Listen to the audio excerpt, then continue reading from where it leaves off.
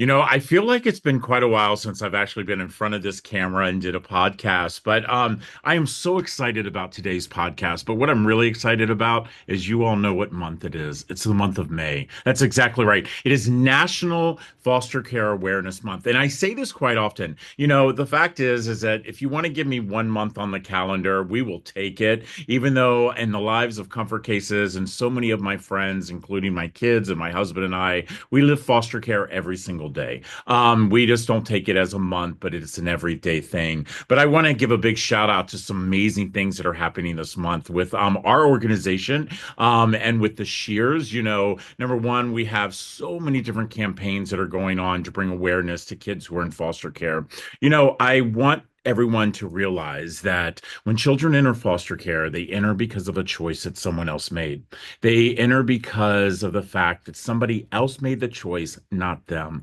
And if you can walk away from anything this month, whether if you decide to donate to an organization, or maybe you decide that, what, now it's time for me to be a mentor, or maybe I'm going to actually donate to that scholarship fund. But what I would like to see everyone do this month is to really stop and think about their vocabulary. As I spend the years going around the country, I continuously hear people changing their vocabulary. By the way, I no longer say, "Did you see that homeless man standing in the corner?" Or "Did you see that homeless woman who's sitting there panhandling for money?" What I say is, "Do you see that woman who is experiencing homelessness?" Do you understand that? It's an experience. And it's something that I want each and every one of us. And this May, I have decided, and I take this from my friend Jennifer Perry, who, by the way, is getting ready to come on. I always tell people about this, that she had taught me about what they call the water cooler talk. And they did this whole entire program about that. And I talk about that quite often. And I want this month for the water cooler talk to be, how do we change our vocabulary when it comes to kids who are in foster care? Because I have been around this country. I have interviewed thousands and thousands and thousands of children. And the one thing that I keep getting, the same thing, is I just wish they stopped calling us foster kids. I just wish they would stop calling us foster children. I wish they would realize that we're just a bunch of kids. And you know what? That's true. These are kids. These are kids who are experiencing foster care. So, if there's something you could take away for Rob on this amazing month, take away about thinking about what your vocabulary is. I know for us as an organization, we have gone in and we have changed everything within our website. We have changed all of our paperwork where we no longer say foster kids or foster children. We say kids who are experiencing foster care. So, with that being said, I told you all this season that we were going to change things up. I was going to invite some of my dearest friends to co-host with me. And of course, we've had some great people on, but I'm so, so excited to invite my next co-host, and that is my friend Jennifer Perry, the co-founder of FosterMore, and she's also the founder of the Children's Action Network. Jennifer, welcome back to Fostering Change. Thanks, Rob. It is always a pleasure and a joy to be in your presence because you bring so much light and awareness to this issue. So, all the times I work with you, I come away having learned something and feeling optimistic about the work we're going to be able to do to really make a difference for the lives of youth who experience foster care. And the fact is that, I look back as I was going through my notes. I mean, you and I have been friends now for several years, and I just love our friendship. And I love whenever I need, you're always there. And you truly are a light when it comes to bringing awareness. I love what Foster More has been doing, where you have been spotlighting people every month, really trying to get us together. Because as you and I have said this for many, many times, as nonprofits, the more that we work together, we're going to move that needle a lot faster. And I'm actually starting to see that. I remember when I interviewed with you, gosh, it must have been 2 years ago, I didn't feel the needle being moved at all. But what I'm seeing now as I'm starting to travel the country, I'm actually seeing that needle being moved. And I think a lot of that is because I'm seeing these young, amazing kids who are coming up out of the system with a voice. With a voice. Do you see that? Yes, you're 100% right. In the time I've been working on this, there's been a marked increase in people's awareness and thinking about this issue that really didn't exist 15 years ago. Youth who are in foster care or experience foster care were really living in the shadows to a great degree. And the work that everyone has done to say, take a look. These are youth. They are just like your own child. They want someone to be there at graduation. They want someone to sit down at the Thanksgiving dinner. They need someone to help them with their homework. They are just like your neighbor's kid, like every kid. And that's what people are starting to think about. And it's the work you've done. It's the work people are doing to bring in a broader array of people into this issue. So one of the things we're doing with our Donate Your Small Talk campaign that you mentioned is the whole idea is anybody can be involved in foster care. You just have to donate that small talk at the water cooler so that people start thinking about these youth. And then we created a ladder of engagement. Anyone wants to help, there's a way you can get in. And that's been working extraordinarily well. That campaign's done really well. And we're starting to see, along with the many, many, many other organizations that you mentioned, a significant increase in awareness and resources for youth who experience foster care. I would tell you, like last year, I spent 189 nights in hotels as a public speaker. And I can tell you, there has never been a time that I do not talk about you and that campaign, because I truly do believe by us talking about things is where we start truly seeing the change in things. And I think that when we educate people who, by the way, I just recently met somebody on a plane, and her and I were sitting there talking, and she said, I never even thought about foster care. And now all of a sudden she's emailing me saying, what can I do? I feel, she's like, I felt so empowered that I needed to do something. What can I do? And I think that that's a lot of it is that people, for so many years, we didn't talk about it. We thought the government was taking care of those kids and those kids were bad kids. And I think by, organizations like yours, mine, and so many others who are bringing light to this. And by the way, so many people that are writing books that are truly Mhm. talking about their lived experience. You and I both, I mean, David and his book, you guys just spotlighted that on FosterMore. His book is absolutely unbelievably amazing. Andrew Bridges, I mean, you cannot, another amazing author who has written not one but two, books and that have really shined light onto our foster care system. And which, by the way, not all of the stories are sad and bad. I mean, I look at my memoir that it might have started out sad, and then I look at the fact that I ended being the best thing that I could be, which was a dad. And so, and that brings us to our first guest. So I'm so excited. We have actually Lara Love Hardin, who actually wrote The Many Lives of Mama Loves. By the way, this is my very first Oprah Books Club author who's on here, so I'm so excited. I promise I won't ask all the questions about Oprah, but anyway, this book was what an eye opener, and I know that you actually spotlighted, and she actually won an award. And by the way, everybody, I tell you about this all the time. It is the only award that sits on my desk. I've been so blessed to receive so many awards, but this one particular award sits right here on my desk that Foster Moore gave us. And so, you actually gave an award to Laura on this as well. That's because she brings an extraordinary perspective and one of the most compelling narratives I've read from someone who experienced the system and the convoluted, difficult, and the extraordinary pain of having your children taken from you. And I'm not going to say any more because this is really her platform, but I will Well, tell you that it's right up there in the pantheon of books about this issue that you've mentioned. David's book and Andrew Bridges' book, his second book, and of course Mark Daly. yes, my friend Mark, of From course. and all of these, because in the end, people are going to act because they understand a narrative and they see a narrative and they see a place they can have in that narrative. And that's why these stories that people are telling are so important. And when they're told as beautifully and compellingly as Lara's, I you, it's amazing. I could not put it down.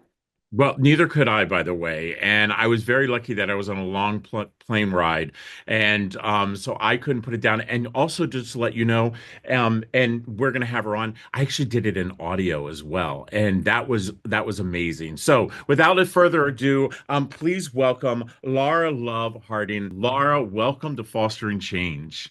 Thank you so much. I was really riveted with your conversation. I was like wanting to jump in and say things. So thank you for having me, and I'm happy to dish about Oprah anytime. Oh, that's so great. And that's like when I was on Ellen, that's what everybody kept asking me is like, can I get the dish on Ellen? So, but I have to jump right into this. What an amazing book.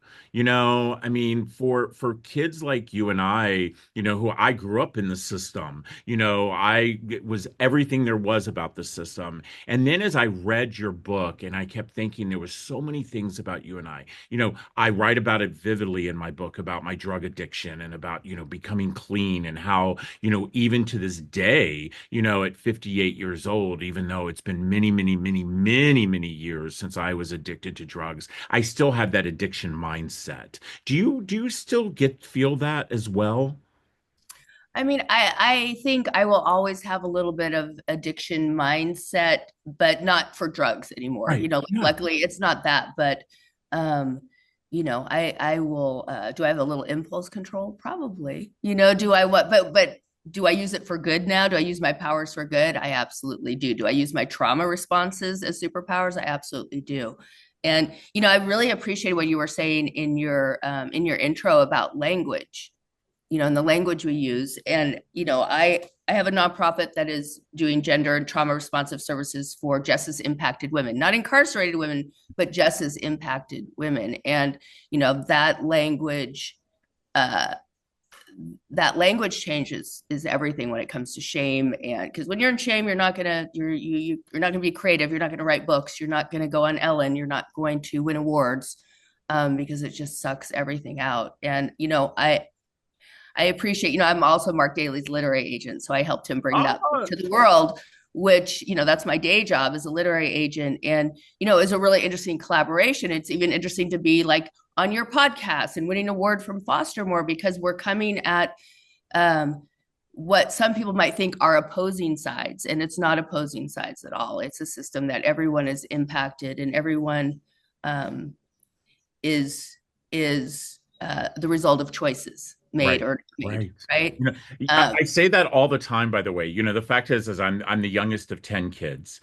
And I always remind my brothers and sisters who are still alive that they are a product of their choices. And for me, I chose not to blame the system. I wanted to get in there and change the system. But I want to jump in on something, and it's about the incarceration. Because as a young boy who experienced watching my mother in and out of jail, and just 2 weeks ago, we just rolled out a project where, thanks to Melissa Etheridge, she did a documentary on a prison that's in Topeka, Kansas, and it's a group of women who have been incarcerated, and they make blankets and stuffed animals. And so, I immediately got a hold of them, and now they're making blankets and stuffed animals for our comfort cases. And the reason I bring that up is because you made the comment about the fact of the stigma.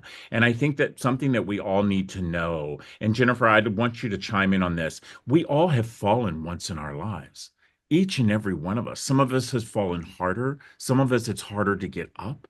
But each and every one of us has fallen. And I believe in second chances. Jennifer, do you feel that so many times kids in foster care, they feel they have fallen and they don't deserve that second chance? 100%.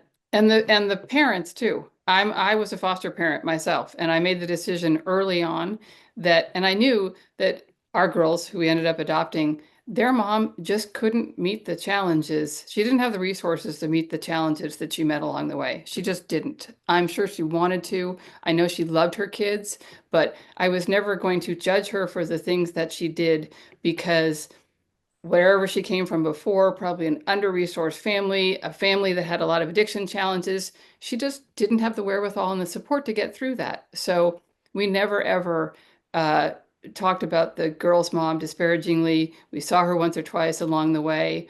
And I think it's important. And the same thing is in terms of looking at the youth. Early on in the work at FosterMore, we did focus groups because we sensed that attitudes towards youth in foster care were largely born out of ignorance and that they were getting stereotyped. And essentially the overlay was these kids aren't ever going to succeed. Why should we do something? Because these kids, they're just not going to succeed. We don't know them, we don't see them. And the focus groups validated what we thought. And that's why the work you all are doing, and that's why we do the work we do to change attitudes, change awareness, sort of flip the switch to say, if you're a youth that has experienced foster care and you've made it this far, you have extraordinary resilience. You have made it through a system that is stacked at every level completely against you.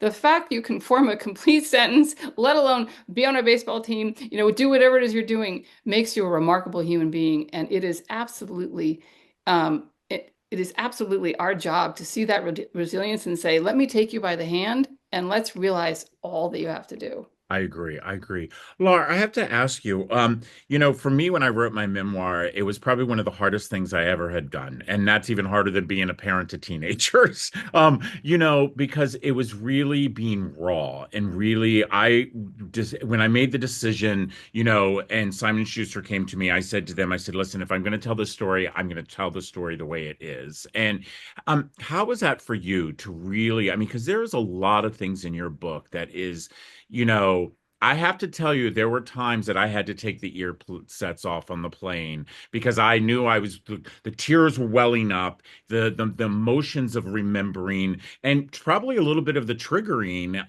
How was that for you? I mean, I spent before I did this book. Simon Schuster is also my publisher, so we share that. But before I did this book, I, was keeping my past a secret for, 11 years, I think, over that. This all took place 16 years ago. 16 years ago today, I had just spent my first Easter incarcerated away from my children, and I was about to spend a Mother's Day that I never dreamed I would have with my children visiting me in jail, right, on Mother's Day in May. Um, so to do the book, the only reason to do the book and is because I thought it could help other people, and I was only going to do the book if I could be honest for real, because I can hustle honesty. Yeah. I could, Well, let me tell you something. you know, We've been raised to do that. So yeah, I you could and I make you both think know I'm being that. the most honest person you've ever met, and especially because I could rearrange letters really well on the page, those 26 letters, so I could do it. But I was like, I'm only gonna do this, I can be really honest. And so, as you know, but people may not know, with a nonfiction book, like it sold from a book proposal, and then I had a year to write it, and then it's another year before it comes out. And so when I actually went to write the book, in order to do it honestly, I had to go away. I had to go away from my children, my family, my work for 2 months. I went to the other side of the world for 7 weeks and said, I'm going to be honest. I needed to be by myself, to be honest, because there's things in my book, sort of the darkest parts, that were not in that book proposal. My agent, I'm an agent, but like a therapist has a therapist. I have an agent. I hadn't told my agent, hadn't told my children, hadn't told anyone, hadn't told my editor. And I was really kind of trying to curate people's response to me, thinking about their judgment. And then I had to let that go. And there's so much freedom in just owning the story and throwing it all out there. I get asked in interviews, is there anything off limits? And I'm like, have you read the book? Yes. Like children read the book, and I've had a lot of people say, oh my gosh, I was so mad at you at this point. And I was like, yeah, me too. Yeah.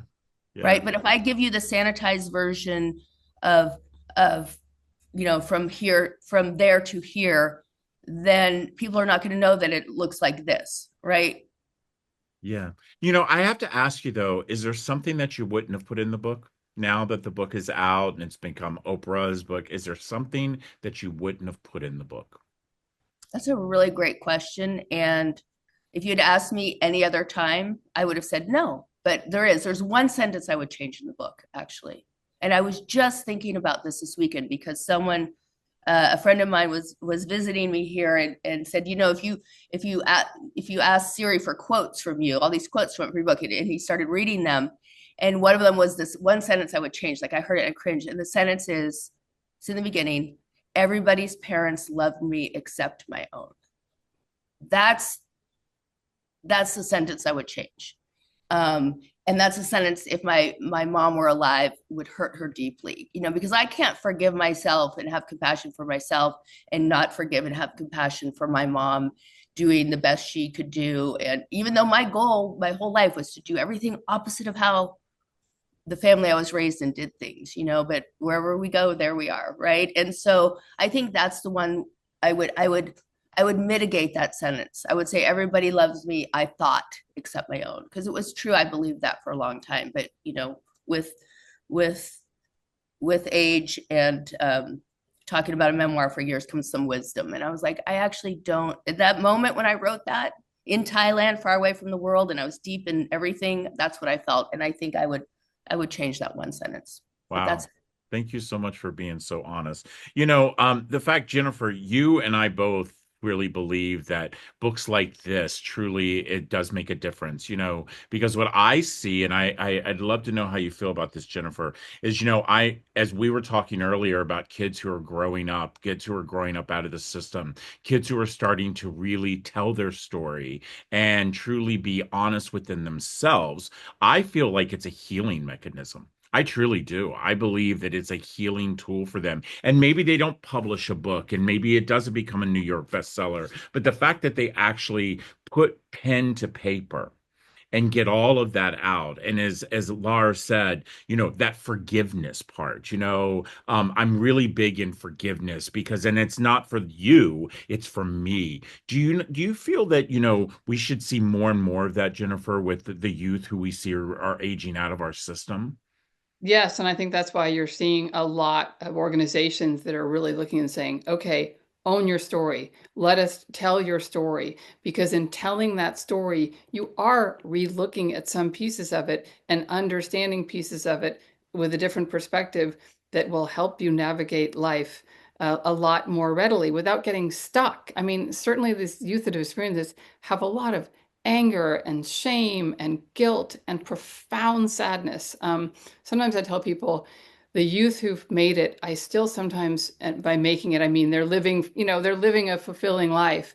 I often feel this brittleness. Like in order to do that, you're still always living on the edge. It's Yeah. almost like if you push the glass a little too hard, it will shatter because it's so hard to rebuild your past and live in that present when the past has been what it is. So that's a really long-winded way No, I of totally saying agree. yes, but it's very palpable. Even some of the best authors that we have, you feel, and it's something I think we need to address. You sometimes feel like there's in spite of all they've gotten done, they're still living a little bit on an emotional precipice. Oh, And I think that's something we all have to think about because I think sometimes you meet these youth and you're like, oh my God, look at you, you've done so much. But the past is always hovering and it's that much more difficult. yeah. And I think it's also very, very important as the older generation, per se myself, Laura, not saying that you're as old as I am because you're we are amazing, the but same. We are the I same think age. I think it's very, very important that we also are genuine about what we still are going through. And I'm gonna, I'll be, I want to say probably 3 years ago, HuffPost came and wanted to do a follow-up story on me, and they weren't expecting to come and sit in my living room. And what I talked about was I talked about my depression that I still have to fight, and that I fight that depression because of what I went through as a child and the trauma. And even though I love Dr. Rich, my therapist, who I see every week, and my little pink pill, I will not miss taking it. But I think it's important that the younger generation of kids who are in foster care understand that yes, you have this trauma, but you can actually cope and be able to be, successful and still having to deal with some of the things that we still deal with, which by the way, Laura, I would expect even triggers that, I mean, I know, for instance, for me, there'll be sometimes that I will smell something and it'll remind me of the abuse that I went through with my father and my mother. And so, I think we as older generations need to be more open about that. Yeah, I think to go back to what you're saying, Jennifer, I think policy and protests are great, but narrative is the only thing that makes change in this country or in the world even. But I would say it's really hard. It's really brave to own your story, but it's even braver to try and live without waiting for the other shoe to drop. Yeah. Right, like that, and I think to be reminded, like, I don't know, I imagine that you're very good in a crisis. I am great in a crisis, right? Imagine like when you have a certain kind of childhood and experiences, like we're great in a crisis. Foster kids, kids experience foster, great in a crisis, but it's when things are going good When they're living that, thriving in that fulfilling life is when people need the most support. Exactly. That's what the healing is for, when like times are good, because like that's still like uncomfortable. Like even, with Oprah, up until the time, like I knew, 6 weeks before that the book was coming out, but I'm waiting for 6 weeks for her to change her mind. Like that's crazy. This is Yeah. my job. I've had other authors I represent, but that's childhood stuff, right? That's oh, she's going to change her mind. Oh, they're going to realize I'm really bad. They're, like all of those stories. It's not one and done. It's a constant lifelong thing. And I think normalizing that for people, um, I think anyone who's living a thriving, fulfilling life should be celebrated, because I know a lot of people who never experienced foster care who are not doing that, right? Right. You're So, exactly right. You're exactly yeah. right.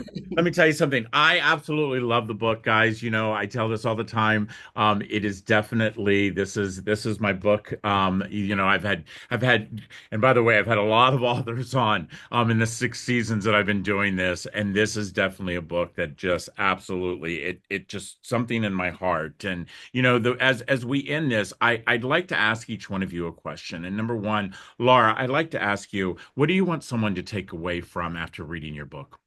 Mm. I think the idea that shame will just multiply in isolation, that everybody needs community to heal, no matter no matter who you are and where you are and whatever narrative you're in.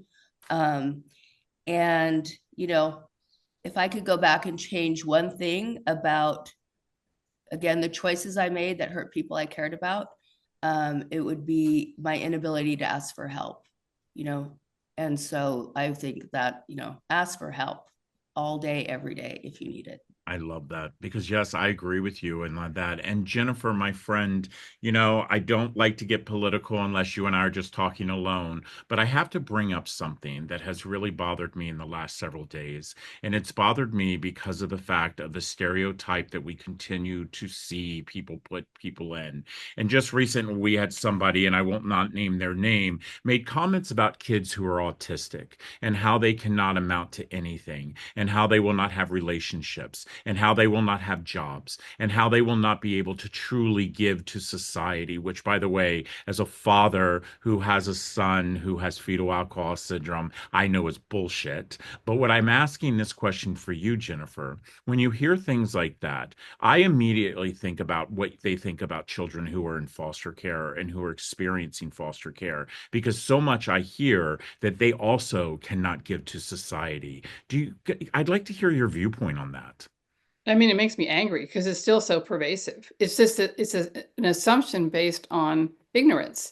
And so many people have not had any contact with a youth in foster care, with a biological parent who lost their kids. It's simply because we have sort of said, you're over here and we're over here, and never the twain shall meet. And really, what if I wanted to say to people, every youth in foster care deserves success. So does every bio parent. So do all of us. The assumption that because they are in a part of society that we tend to look away from does not mean that they don't deserve everything that we have to give to them. And this marginalization of any community that is being taken on by the gentleman that you mentioned, it is the kind of thing that's happened to youth who are experienced foster care over the years. It's changing slowly because we have some extraordinary spokespeople who are out there.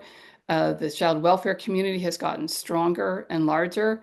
I can tell you that living in LA, there were a handful of organizations working on this issue. Now there's more than I can count, or it would take up a whole podcast to mention them.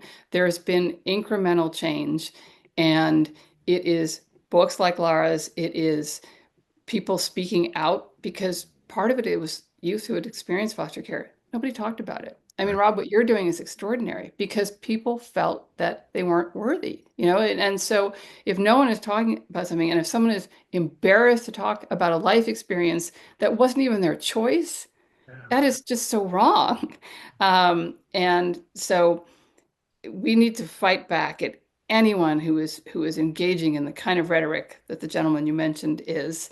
And I mean, it's up to all of us to say, it's the same starting point for all of us and for all of these youth, and it needs to be the same ending point. And you know what? It's up to us to make that happen.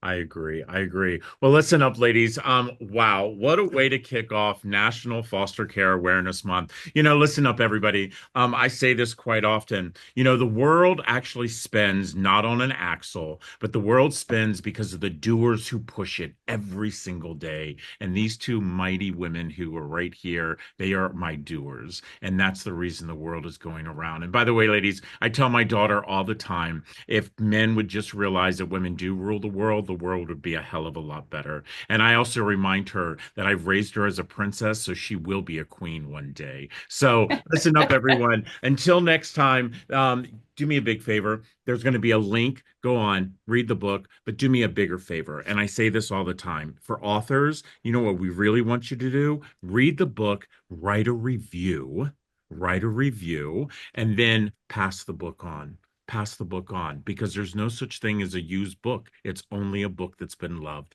Have a great day, everybody.